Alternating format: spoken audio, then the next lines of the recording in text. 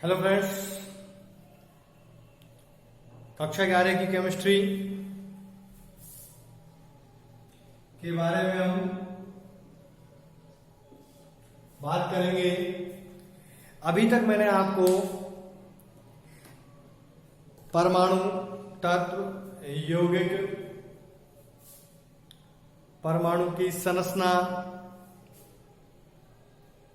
परमाणु के अंदर कोश KLMN, परमाणु में के नाभिक में प्रोटॉन और न्यूट्रॉन, परमाणु उदासीन होता है, परमाणु के जो बाहर वृत्ताकार कक्षा उन्हें कक्षा कहते हैं, जिनमें इलेक्ट्रॉन चक्कर लगाते रहते हैं। परमाणु उदासीन होता है, मीन्स उसमें प्रोटॉन की संख्या इलेक्ट्रॉन की संख्या के बराबर होती है।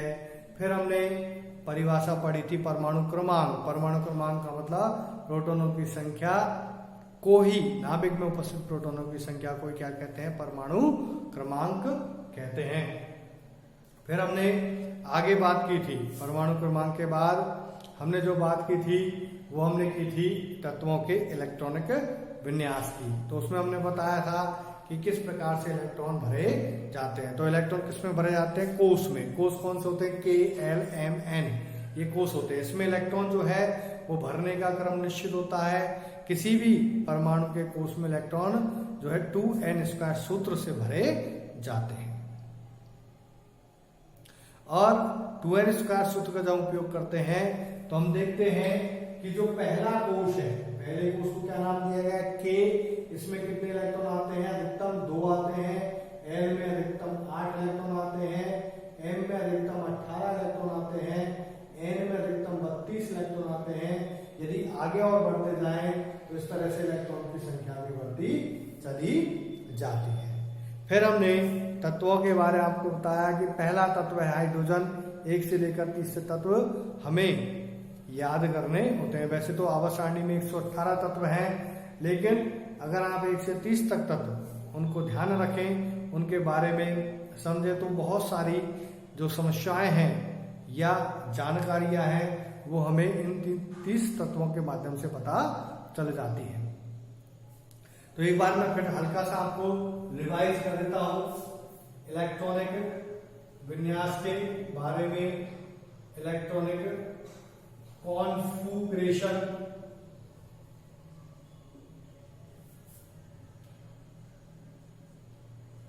इलेक्ट्रॉनिक विन्यास। तो मैंने आपको बताया इलेक्ट्रॉनिक विन्यास का मतलब है कोश या उपकोश में इलेक्ट्रॉन भरने का क्रम। तो कोश कौन से होते हैं? कोश होते हैं KLMN कोश होते हैं, उस कोश होते हैं SPDN। तो अभी तो सिंपल अपन जो टॉपिक पढ़ने जा रहे हैं उसके लिए कोश के आधार पर यदि अपन कुछ तत्वों के इलेक्ट्रॉनिक विन्यास सीख लेंगे तो हमारा जो अगला टॉपिक है संयुक्ता, वो समझ में आपके आएगा। और संयुक्ता से फिर अपन जो है किसी भी तत्व के ऑक्सीकरण अंक की भी बात कर सकते हैं।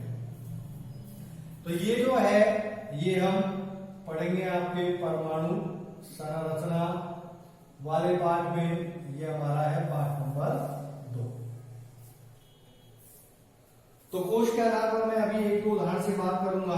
जैसे आपने पहला तत्व हाइड्रोजन, अगला तत्व ले लिया लिथियम, ये ले लिया आपने सोडियम, और लास्ट बात करेंगे अपन क्लोरीन की। आप जानते हैं हाइड्रोजन का परमाणु क्रमांक कितना होता है? 1, लिथियम का होता है 3, सोडियम का कितना होता है? 11, और क्लोरीन का होता है 17। अब हम जानते हैं थॉमसन हमसे कहता है कि परमाणु क्या होता है? उदासीन होता है। तो उदासीन होता है तो प्रोटॉन की संख्या किसके बराबर होती है? इलेक्ट्रॉन की संख्या के बराबर होती है। और कोई भी जो तत्व है उसका परमाणु क्रमांक कितना है? परमाणु क्रमांक का मतलब क्या होता है कि जितना परमाणु क्रमांक है उतना ही उसमें प्रोटॉन की संख्या है। यानी कि Z किसके बराबर होता है? P। परमाणु क्रमांक प्रोटॉन की संख्या के बराबर होता है। तो अगर Z हाइड्रोजन में 1 है तो P भी कितना होगा? 1। और यदि P 1 है तो E भी कितना होगा? 1 ही होगा। इसी तरह अपन यहाँ पर बात करें Z 3 है तो प्रोटॉन भी कितने होंगे 3 और इलेक्ट्रॉन भी कितने होंगे 3। यहाँ Z11 है तो प्रोटॉन कितने होंगे 11 और इलेक्ट्रॉन भी कितने होंगे 11। यदि Z17 है तो प्रोटॉन कितने होंगे 17 और इलेक्ट्रॉन भी कितने होंगे 17। तो देखिए अब अपन परमाणु बनाए तो देखो मैंने आपको संरचना बनाई थी उस पर में। तो केंद्रीय भाग क्या कहलाता है नाभिक, और नाभिक में क्या उपस्थित होते हैं। अगर आप बात करें नाभिक की तो नाभिक में आपके प्रोटॉन प्लस न्यूट्रॉन उपस्थित होते हैं।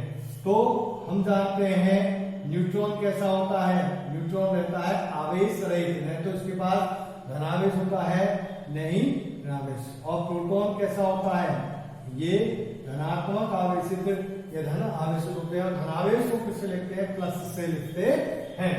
तो यहाँ पर नाभिक के बाहर क्या है, ये वृत्ताकार कक्षा। इस वृत्ताकार कक्षा को हमने नाम दिया था कोश ऊर्जा स्तर। तो नाभिक और जो वृत्ताकार कक्षा है वो मिलकर किसका निर्माण करती है, परमाणु का निर्माण करती है। तो अब जब यहाँ पर हम बात कर रहे हैं तो परमाणु क्रमांक है 1, तो प्रोटॉन भी 1 और इलेक्ट्रॉन भी 1। हम इलेक्ट्रॉन शब्द का उपयोग क्यों करते हैं, क्योंकि बार बार मैं आपको समझा रहा हूं, क्योंकि इलेक्ट्रॉनिक विन्यास में अपन किसको भरते हैं, इलेक्ट्रॉन को ही भरते हैं। तो अब हमारे पास इलेक्ट्रॉन 1 है, ये आपका कौन सा कोष है, पहला, क्या नाम है इसका, K, और इसमें कितने इलेक्ट्रॉन है, 1। तो हमने क्या लिख दिया, K के नीचे 1 लिख दिया। तो यही क्या कहलाएगा, इसका इलेक्ट्रॉनिक विन्यास। अगर अपन इसकी बात करें तो ये नाभिक और ये आपने क्या बनाया, K, पहला कोष बनाया। आपके पास इलेक्ट्रॉन कितने हैं, 3। K में अधिकतम कितने आते हैं, 2। तो आपने 2 भर दिए, किसमें भर दिए, K में। अब बचा कितना, 1। तो आप क्या बना दोगे, दूसरा कोष बना दोगे, और दूसरा कोष का नाम क्या है, L, कितने भर दोगे, 1। तो बस अब ये जो भरा है ना, इसको आप संख्या के रूप में लिख दीजिए। K में कितना भरा है, 1 और 1 2। L में कितना भरा है, 1। तो क्या हो गया, K 2 L 1। फिर उसके बाद हम नाभिक की बात कर रहे हैं, ये सोडियम का नाभिक, पहला कोष बना दिया मैंने, कितने इलेक्ट्रॉन है मेरे पास, 11। तो K में कितने आते हैं, 2 भर दिए मैंने। फिर मैंने बनाया दूसरा कोष, कितने आते हैं इसमें, 8। तो 1 2 3 4 5 6 7 और 8। तो K में कितने भर दिए मैंने, 2। फिर L में कितने भर दिए, 8। कितने हो गए, 8 तो 10। भरने कितने हैं, 11। क्यों भरने 11, क्योंकि मेरे पास 11 इलेक्ट्रॉन। तो एक और कोष बना दिया, और एक कोष बनाने के बाद भर दिया। तो तीसरा कोष कौन सा होता है, M, कितने हो गया, 1। तो क्या इलेक्ट्रॉनिक विन्यास हो गया इसका, 2 8 1। इसी तरह जब अपन इसकी बात करें तो नाभिक, ये आपने पहला कोष बनाया, कितने इलेक्ट्रॉन भर दिए, 2। फिर आपने दूसरा बनाया, कितने भर दिए, 8। फिर आपने तीसरा बनाया, बचे कितने, 7। तो पहले देख लीजिए, K में 2 भर दिए, L में कितने भर दिए, 8। अब 10 हो गए, 1 2 3 4 5 6 और 7। M में कितने आ जाएंगे, 7। तो क्या हो जाएगा, 2 8 और 7। ये इलेक्ट्रॉनिक विन्यास आपका हो जाएगा। फिर उसके बाद मैंने आपसे बात की थी किसकी, संयोजी कोश या बाह्यतम कोश, वैलेंसी सेल।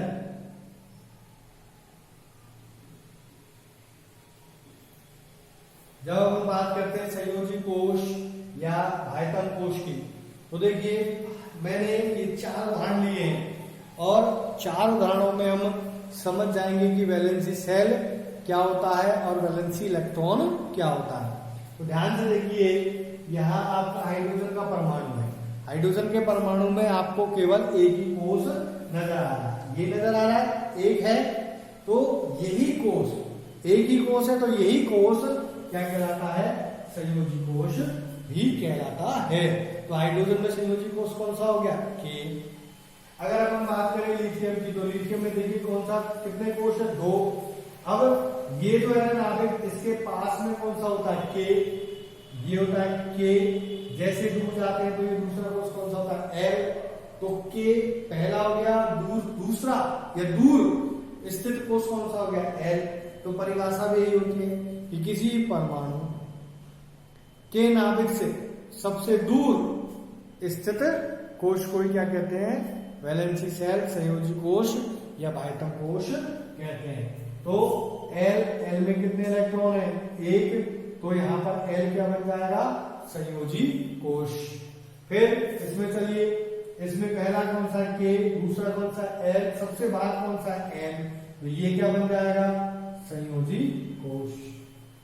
ठीक है, उसके बाद ये इसमें चलिए अगले उदाहरण में, अब ये एन इसमें सबसे बाहर स्थित है, तो ये कौन सा हो जाएगा, संयोजी। मीन्स मेरे कहने का तात्पर्य ये है कि यदि हम दिमाग में जैसे कभी कभी एक बात फिट कर लेते हैं कि भाई संयोजी कोष के बारे में बताया गया सबसे बाहर स्थित कोष, ठीक है, और हम सभी परमाणुओं में एक ही तरह के, जैसे आपने एक उदाहरण देख लिया कि साहब मैंने तो किसका उदाहरण देखा था, लिथियम का उदाहरण देखा था, लिथियम में क्या था, एल ही था, तो एल को ही मैंने परमानेंटली क्या मान लिया, बाह्यतम कोष की एल जहां जहां होगा वही क्या कहलाएगा, संयोजी कोष कहलाएगा।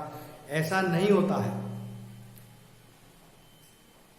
जब आप किसी भी तत्व का इलेक्ट्रॉनिक विन्यास लिखेंगे और लिखने के बाद या उस परमाणु की संरचना बनाएंगे तो जो सबसे दूर स्थित कोष है उस कोष का नाम ही क्या होता है, संयोजी कोष या वैलेंसी शेल होता है। तो परमाणु जो है उसमें वैलेंसी शेल या बाह्यतम कोष भिन्न भिन्न हो सकता है या होता है। उसके बाद हम बात करते हैं संयोजी इलेक्ट्रॉन। दूसरा वर्ड है संयोजी इलेक्ट्रॉन। संयोजी इलेक्ट्रॉन किससे संबंधित है, संयोजी कोष से संबंधित है। तो संयोजी इलेक्ट्रॉन किससे संबंधित है, संयोजी कोष से। तो संयोजी कोष में जो इलेक्ट्रॉन है वही क्या कहलाएंगे, संयोजी इलेक्ट्रॉन। तो संयोजी कोष में उपस्थित इलेक्ट्रॉनों की संख्या को ही संयोजी इलेक्ट्रॉन कहते हैं। तो अगर अपन बात करें किसमें, हाइड्रोजन में, तो हाइड्रोजन में संयोजी इलेक्ट्रॉन कितने हो गए, एक। लिथियम में बात करें संयोजी इलेक्ट्रॉन कितने हो गए, एक। अगर अपन बात करें सोडियम में तो संयोजी इलेक्ट्रॉन कितने हैं, एक। लेकिन अगर क्लोरीन में बात करें तो संयोजी इलेक्ट्रॉन कितने हैं, 7। तो इस तरह से हम यदि देखें तो परमाणु के अंदर जब बाह्यतम कोष अलग अलग होता है तो संयोजी कोष भी अलग अलग हो सकता है, और जब संयोजी कोष अलग अलग हो सकता है तो संयोजी इलेक्ट्रॉन की संख्या भी अलग अलग हो सकती है। तो सिंपल सी बात ध्यान रखनी है कि बाह्यतम कोष मतलब संरचना बनानी है मुझे, यह इलेक्ट्रॉनिक विन्यास देखना है, और उसमें जो सबसे बाहर आपको कोष दिखे वही क्या कहलाएगा, संयोजी कोष कहलाएगा, और उसमें जो भी इलेक्ट्रॉन वो क्या कहलाएंगे, संयोजी इलेक्ट्रॉन कहलाएंगे। आगे बढ़ते हैं अपन।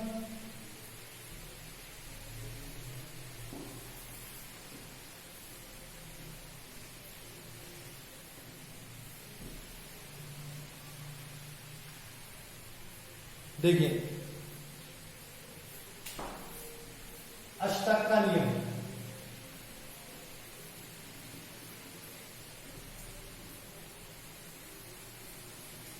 क्या होता है अष्टक का नियम, बहुत सिंपल सा नियम है। प्रत्येक परमाणु स्थायी होना चाहता है, प्रत्येक परमाणु क्या होना चाहता है, स्थायी।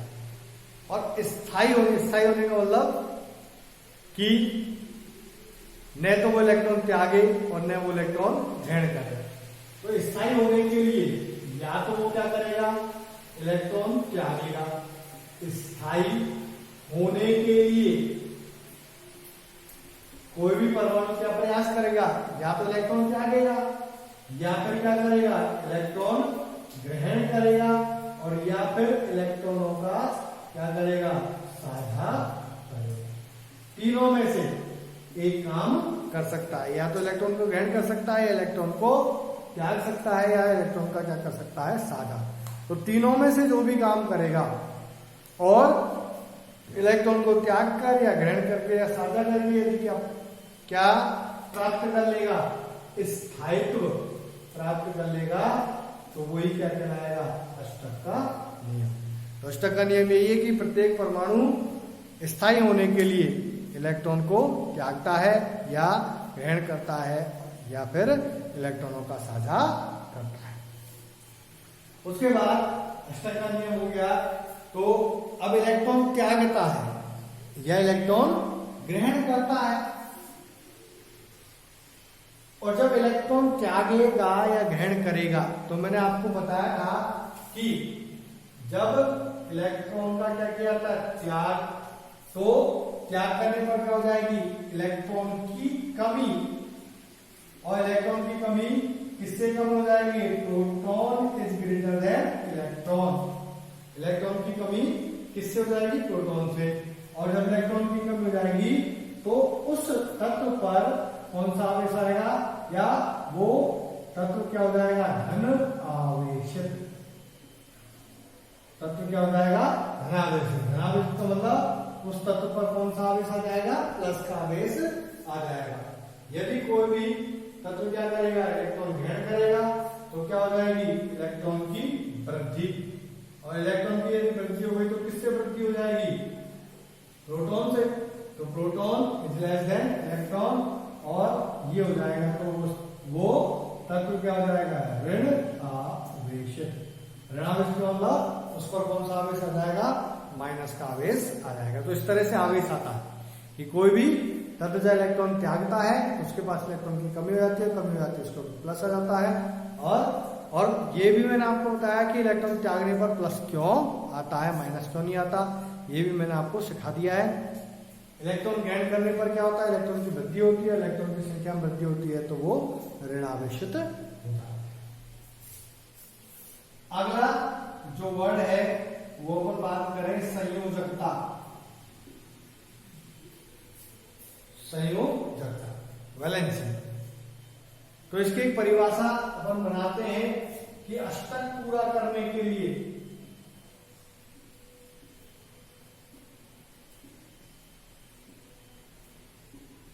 क्योंकि अभी अपने बात की थी कि कोई भी परमाणु जो है वो इलेक्ट्रॉन क्यों त्यागता है, क्यों ग्रहण करता है, मीन्स आवेशित क्यों होता है, क्योंकि वो अष्टक के नियम, वो स्थायी होना चाहता है। स्थायी होना चाहता है तो ये अष्टक का नियम है। तो अष्टक का नियम पूर्ण करने के लिए किसी भी तत्व के द्वारा त्यागे गए या ग्रहण किए गए इलेक्ट्रॉन की संख्या को ही क्या कहलाते हैं, उस तत्व की संयोजकता कहते हैं। तो अष्टक पूरा करने के लिए तत्व के द्वारा त्यागे गए या ग्रहण किए गए इलेक्ट्रॉन की संख्या को ही क्या कहते हैं, संयोजकता कहते हैं। संयोजकता की आगे बात करेंगे सर, जैसे वो एक तत्व पहला हाइड्रोजन, हाइड्रोजन का परमाणु क्रमांक कितना है, एक, प्रोटॉन भी कितने, एक, इलेक्ट्रॉन भी कितने हैं, एक। यदि इलेक्ट्रॉनिक विन्यास की बात करेंगे तो के एक। अब के एक, तो पहले अपन संयोजकता का एक नियम पढ़ते हैं। संयोजकता के 3 नियम होते हैं। संयोजकता के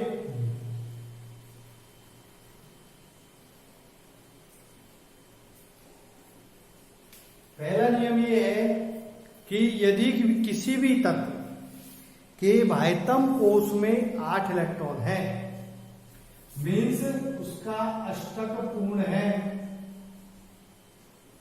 तो उसकी संयोजकता, उस तत्व की संयोजकता 0 होती है। लेकिन इसमें अपवाद है हीलियम।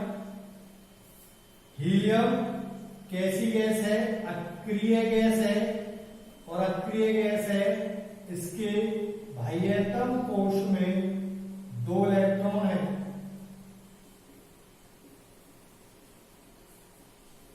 बाह्यतम कोश में कितने इलेक्ट्रॉन है, 2। लेकिन इसकी संयोजकता भी कितनी होती है, इसकी संयोजकता भी कितनी मानी जाती है, 0, क्योंकि ये कैसी गैस है, अक्रिय गैस है। तो यदि कोई भी तत्व जो है वो हीलियम का विन्यास प्राप्त कर ले, मीन्स उसके बाह्यतम कोश में 2 इलेक्ट्रॉन कर ले, या उसके बाह्यतम कोश में कितने इलेक्ट्रॉन कर ले, 8 इलेक्ट्रॉन कर लें तो उस तत्व की संरचना क्या हो जाती है, 0।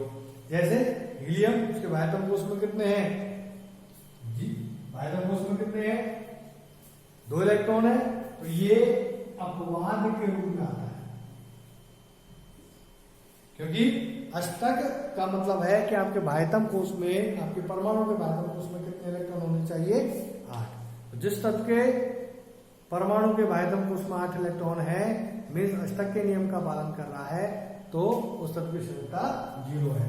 तो कौन कौन से ऐसे तत्व हैं जो इस नियम का पालन करते हैं, नियॉन, आर्गन, क्रिप्टॉन, जीनॉन और रेडॉन, इन सब की संरचना क्या होती है, शुद्ध, क्योंकि सभी के बाह्यतम कोश में कितने इलेक्ट्रॉन है, 8 इलेक्ट्रॉन है, और 8 इलेक्ट्रॉन होने के कारण इनकी सबकी संरचना कितनी है, 0 है।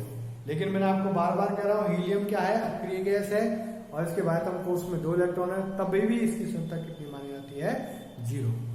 अगला नियम है कि यदि किसी भी परमाणु के बाह्यतम कोश में, अभी मैंने आपको समझाया था, बाह्यतम कोश में कितने इलेक्ट्रॉन है, 1 है, 2 है, 3 है, तो उसकी संरचना क्या मानी जाती है, +1, +2 और +3। यदि बाह्यतम कोश में 4 इलेक्ट्रॉन है तो संरचना क्या होती है, +-4। यदि बाह्यतम कोश में कितने इलेक्ट्रॉन है, 5, 6, 7 इलेक्ट्रॉन है, तो संरचना होती है -3, -2 और -1 संरचना होती है। तीसरा जो इसका नियम है वो है किसके लिए, डी ब्लॉक तत्वों के लिए। डी ब्लॉक तत्व जो होते हैं वो क्या करते हैं, परिवर्तनशील।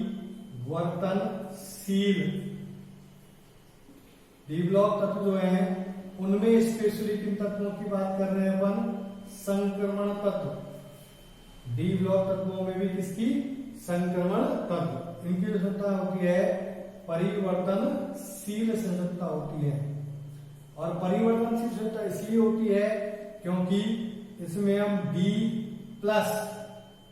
जो S कक्षक के इलेक्ट्रॉन को गिना जाता है। ये मैं आपको बाद में दोबारा समझाऊंगा।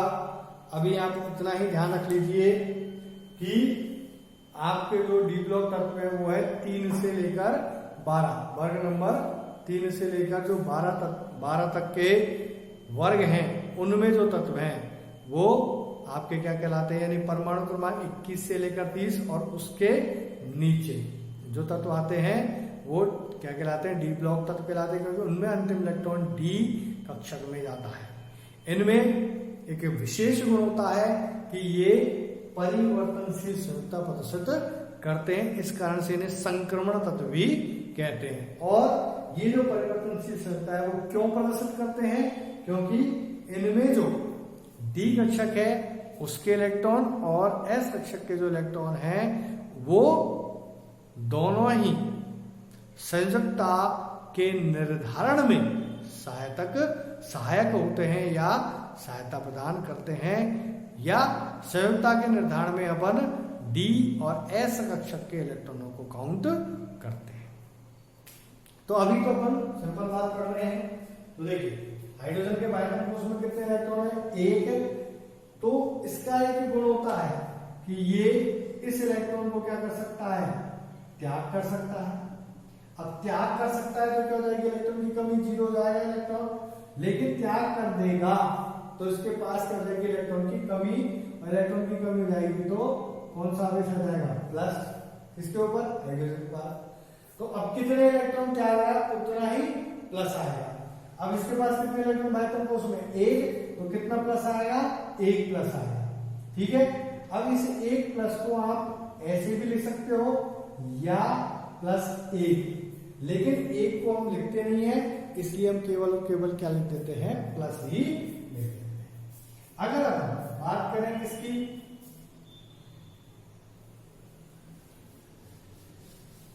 बेरिलियम के। बेरिलियम का परमाणु द्रव्यमान कितना होता है? 4। प्रोटॉन कितने होते हैं? 4। इलेक्ट्रॉन भी कितने होते हैं? 4। अब 4 इलेक्ट्रॉन है तो अपन को पता है इलेक्ट्रॉन भरने, इसमें भरने, कोश में के में कितने भर दिए? 2। एल में कितने भर दिए? 2। अब आपके भाइटम कोश में कितने इलेक्ट्रॉन है? 2। तो ये 2 इलेक्ट्रॉनों क्या कर सकता है? त्याग कर सकता है। क्यों त्याग कर सकता है? देखो, अगर ये इलेक्ट्रॉन ग्रहण करेगा तो कितने करने पड़ेंगे इसको? अष्टक करने के 6। लेकिन अगर ये यहां से जाएंगे उसके भाइटम कोश में कितने रह जाएंगे? 2 रह जाएंगे। और 2 रह जाएंगे तो किसका विन्यास हो जाएगा? हीलियम का विन्यास हो जाएगा। और हीलियम का विन्यास हो जाएगा तो ये इलेक्ट्रॉन क्या करेगा? त्यागेगा। और त्यागेगा तो उसमें तो क्या लिख सकते हैं? +2।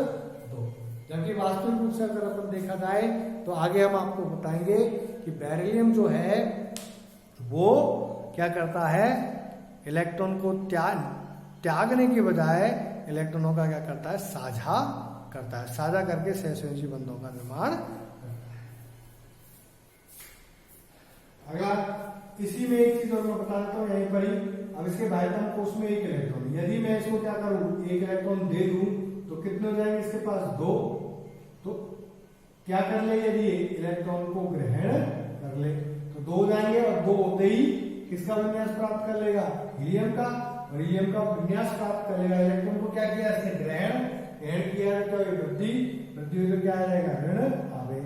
और ऋण आवेश आ जाएगा या ये लिख दिया, कितना ऋण आवेश आएगा? ये आएगा। तो ये हो गया -1। ठीक है, आगे नेक्स्ट वीडियो में हम इसको कंटिन्यूस करेंगे।